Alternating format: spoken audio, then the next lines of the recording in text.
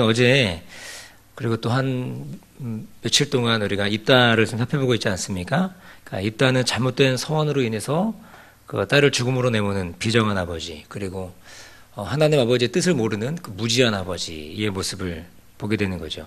그러니까 성경은 그 서원과 관련하여 여러 가지 조항들을 두고 있는데, 그러니까 잘못된 서원은 거두고 만약에 자신이 잘못된 서원했으면 그것에 대한 대가를 좀 지불하고, 그리고 자신의 딸을 구해야 함에도 불구하고 그렇게 하지 않는 모습을 보게 되는 거죠. 이따가 서원을 지키게 되는 것이 어떤 면에서는 더 하나님께 범죄하는 행위가 되었다는 것입니다. 왜냐하면은 성경은 인간 번제를 금지하고 있기 때문이라는 것입니다. 그러나 안타깝게도 어떻습니까? 입다의 주변에는 이러한 성경적 사실을 알려줄 만한 제사장 또는 레위인, 이런 사람들이 없었음을 보게 된다는 것입니다. 그러니까 누군가 그에게 정확한 성경적 지식과 또 율법이 요구하는 것, 율법이 말하는 것이 무엇인가를 분명하게 알려주고 깨닫게 해줬다면 입다가 이런 어리석은 일들을 저질렀을까라는 것입니다. 근데 입다의 주위에는 제대로 된 제사장이나 레위인이 없었다라는 것이죠. 이러한 사실만으로도 당시 사사시대가 얼마나 타락하고 또 각기 자기 소견에 옳은 대로 행하던 시대였는가가 여실히 드러나고 있는 모습이라는 것입니다. 입다의 이러한 이야기는 이스라엘의 가나안화가 급속도로 진행되고 있음을 시사하는 것이 되는 것이죠. 입다가 이 순간에 해야 할 일이 무엇입니까? 자신의 잘못된 명세를 지키기 위해서 딸을 죽이는 것이 아니라 잘못된 서원에 대한 심판을 감수하면 되는 것 아니겠습니까? 그런데 입다는 그러한 모습이 없다라는 거예요. 입다는 잘못된 믿음을 지키려다가 딸을 오히려 죽이는 그런 어리석음을 범하는 모습이라는 것입니다. 이것이 바로 어떤 면에서는 그 맹목적 신앙의 폐해가 된다는 것입니다. 우리가 하나님을 따라갈 때, 하나님을 믿을 때 맹목적으로 그냥 덮어놓고 믿는다는 식으로 그렇게 따라가는 믿음을 갖는다면 이러한 모습이 될 수가 있다는 거죠. 그러므로 우리는 하나님을 믿을 때 어떻게 믿어야 됩니까? 하나님을 향한 바른 지식을 가지고 하나님을 믿는 모습이 우리 가운데 필요한 것입니다. 하나님 우리 가운데 완벽한 자기 계시를 주셨는데 그것이 바로 성경이라는 것입니다. 그러니까 이 성경을 따라서 하나님을 믿고 우리가 예수 그리스도를 믿는 것이지, 그냥 우리가 아무렇게나 덮어놓고 그냥 믿으라고 하니까 믿는다, 이런 것이 아니라는 것입니다. 그러므로 우리가 필요한 것이 뭐냐? 성경 공부도 필요하고, 영성 훈련도 필요하고, 뭐 또 큐티도 필요하고, 여러 가지 다 우리 신앙생활 가운데 우리가 할 수 있는 것들은, 배울 수 있는 것들은 다 배워가는 일들이 필요하다는 것입니다. 어찌하든지 하나님을 알아가는 삶의 노력이 필요한 것이죠. 그럴 때 하나님을 알아갈 때 우리는 망하지 않는 인생이 되는 줄로 믿습니다. 이렇게 하나님을 알아가되 신실하게 주님을 알아가는 저 여러분 되시기를 축복합니다. 오늘 본문을 보면 입다의 딸이 이제 죽은 후 이제 얼마의 시간이 흘렀는지는 알 수 없는데, 여하간 오늘 본문에 보니까 입다는 그 새로운 위기에 오늘 본문이 놓여 있는 것을 보게 됩니다. 어떤 위기입니까? 입다와 에브라임 간의 다툼이 나오는 것을 오늘 보게 되는 거죠. 어떤 다툼인가 보면은 1절에 보니까 이렇게 말씀하고 있습니다. 에브라임 사람이 모여 북으로 가서 입다에게 이르되 네가 암몬 자손과 싸우러 건너갈 때에 어찌하여 우리를 불러 너와 함께 가게 하지 아니하였느냐? 우리가 반드시 불러 너와 내 집을 살을 것이다. 이러면서 이 에브라임이 쓸데없이 또 입다를 자극하고 있는 거죠. 그러면서 입다를 압박하고 있고 협박하고 있는 그 모습입니다. 에브라임은 어떻습니까? 에브라임은 전쟁에 성경 오늘 보니까 참여하지도 않고 있다가 나중에 좀 뒷북을 치는 그런 모습을 보게 되는 거죠. 입다를 막 압박합니다. 아마도 입다가 암몬과의 전쟁에서 승리한 것을 보고 배가 아팠는지, 아니면 또 그 승리한 뭔가 탈취물을 나누고 싶었는지 협박을 하고 있다는 것입니다. 바로 어떻게 협박하느냐? 불을 쏴질러가지고 다 죽여버리겠다. 너희 집을 다 태워버리겠다. 그렇게 얘기하는 거 아닙니까? 안 그래도 어떻습니까? 자신의 딸을 불태워 죽였잖아요.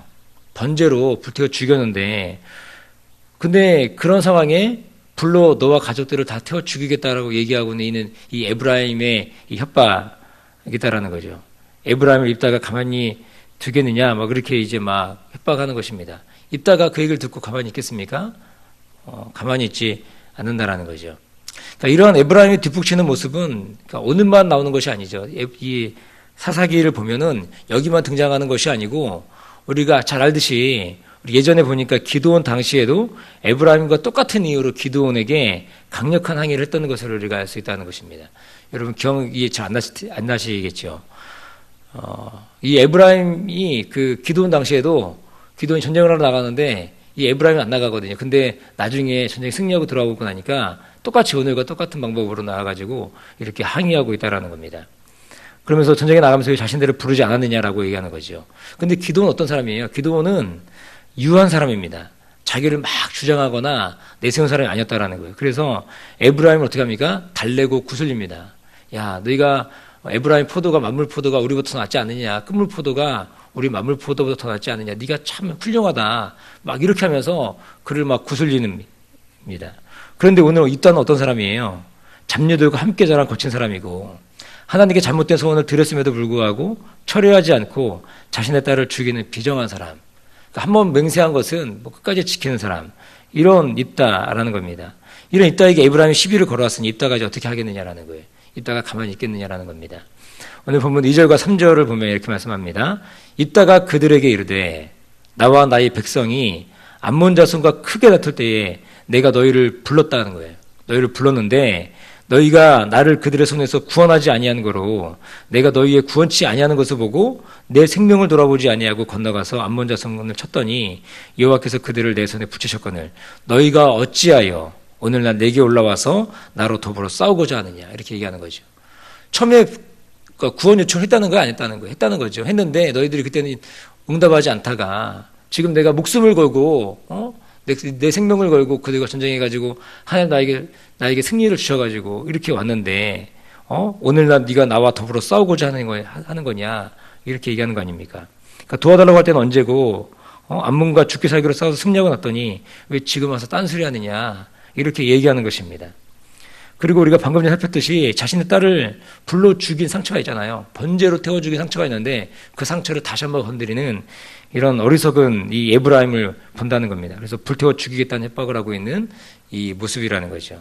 이제 입다가 참지 못하는 것입니다. 그래서 입다가 어떻게 하느냐? 4절에 보니까 이렇게 얘기하는 거예요.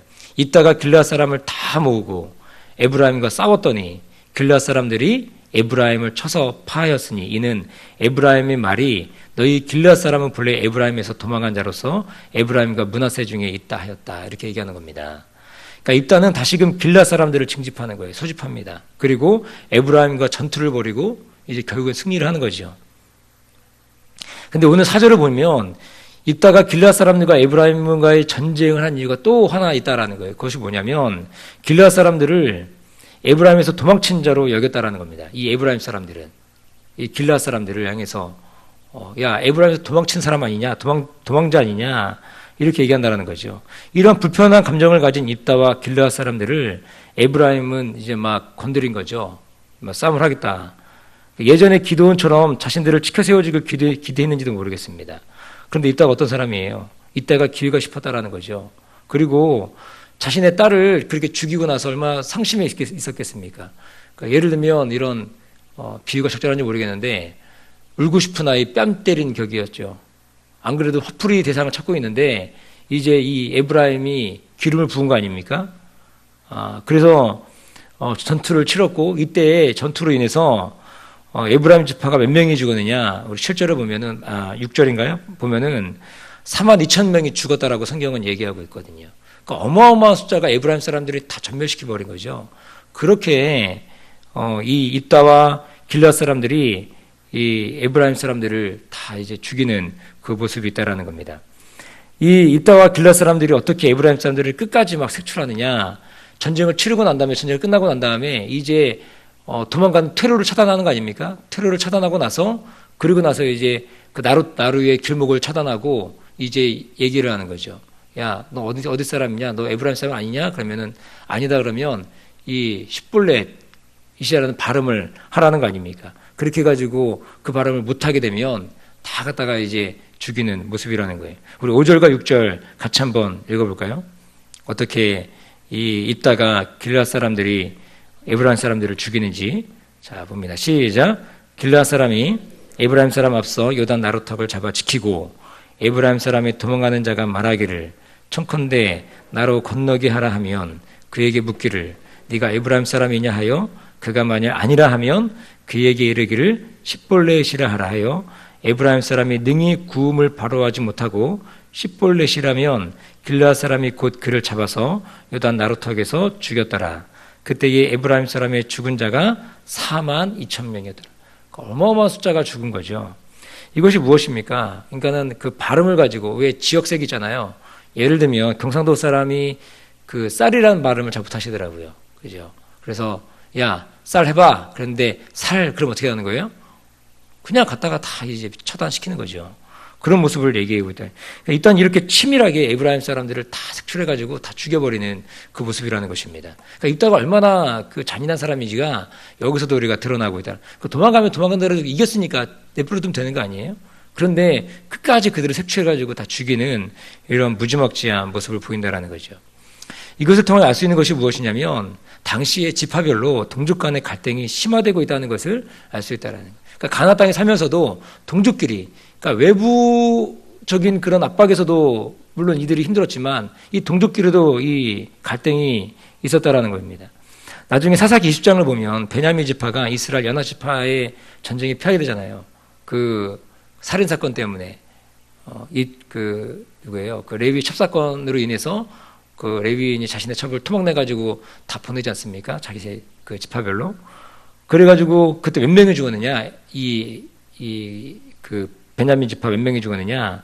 보니까 2만 5천 명의 칼을 뽑는 자, 용사가 다 죽었다라고 얘기하고 있습니다. 그러니까 2만 5천 명이 죽음으로 인해서 베냐민 지파는 사라질 뻔한 위기에 처했다고 얘기하고 있거든요. 근데 오늘 이 에브라임 지파는 몇 명이 죽은 거예요? 그러니까 2만 5천 명이 죽어도 한 지파가 사라질 뻔했는데 오늘 에브라임 지파는 4만 2천 명이 죽었다는 거 아닙니까?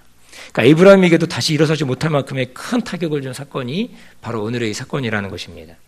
그러니까 오늘 본문의 마지막 7절은 그러면서 입다의 마지막을 보여주는데 입다가 사사로 얼마간 다스렸느냐? 굉장히 짧게 다스렸죠. 6년이라는 시간밖에 다스리지 못했습니다. 입다가 사사로 있었던 기간은 다른 사사들에 비해서는 엄청나게 짧은 기간이라는 거죠. 그러니까 그 정도로 하나님께서 입다를 기뻐하지 않았다라는 증거가 아니겠느냐라는 거죠. 그리고 또한 입다가 통치하는 기간 동안 이 가나안 땅에는 평안이 있었다라는 표현이 전혀 없다라는 거예요. 우리 아시겠지만 사사가 다스리는 기간 안에는 그 기간 통치 기간이 있었고 그리고 또 어떻습니까? 그 땅 가운데 평화가 있었더라. 그렇게 얘기하고 있는데 이 입다가 다스리는 기간 동안에는 평화가 있었더라라는 이런 얘기가 없다라는 거예요. 여러분 아시겠지만 에브라임이 4만 2천 명이나 죽였는데 무슨 평화가 있었겠습니까? 그러니까 그 정도로 하나님께서 입다를 향해서 그런 불편한 마음들을 가지고 있는 것을 우리가 알 수 있다는 거예요. 그러니까 길라 장로들에 의해서 입다로 세워졌고 세워진 입다를 그냥 하나님께서 그에게 축복해 주셔가지고 전쟁에서 싸우게 승리도 해주시고 다 하셨는데 불구하고 거기에 대해서 하나님의 뜻 가운데 행하지 않는 이 입다의 모습을 우리가 본다라는 겁니다. 그래서 어떤 분들은 입다를 향해서 뭐 믿음 있는 사람이다라고 이렇게 얘기하는 그런 분들이 있더라고요. 근데 여러분 잘 보시면 입다는 믿음을 가지고 하나님 앞에 나갔던 사람이 아니라는 거예요. 자기 마음대로 했던 사람이고 그렇게 철저하게 자신의 주관대로 했던 사람이 바로 입다라는 것입니다. 말씀의 결론입니다. 우리가 입다를 좀 한 3, 4번 살펴봤는데 입다는 자라온 환경과 상황이 참으로 불행하지 않았습니까? 그러나 자신의 삶이 불행했다고 잡류와 함께 거하는 것을 정당화시킬 수 없다라는 거죠. 그럼에도 하나님께서 어떻게 하십니까? 이스라엘 사사로 기회를 주셨고 야훼 하나님의 도우심으로 승리를 주셨습니다. 그러면 하나님 말씀을 따라서 살아가면 좋을 것인데 말도 안 되는 소원으로 자신의 딸을 죽이고 또한 자신의 동족을 죽이는 잔인함을 보인다라는 거예요. 그래서인지 하나님께서는 짧은 시간 동안 이 딸을 사사로 세우시고는 그 땅의 평안을 빼앗아 가버렸다는 것입니다. 이 딸을 통해서 영적인 타산지석을 우리가 배우는 거 아닙니까? 그렇죠. 우리는 이 땅에서 이 딸과 같은 이 무지와 또 무식과 또 혈기 이런 모습이 아닌 우리가 하나님을 알아가고 닮아가는 그러한 영적 은혜를 누리기를 주님의 이름으로 축원드립니다. 기도하겠습니다. 좋으신 아버지 하나님, 하나님의 귀한 사랑과 은혜를 감사합니다. 오늘 입다의 모습을 봅니다.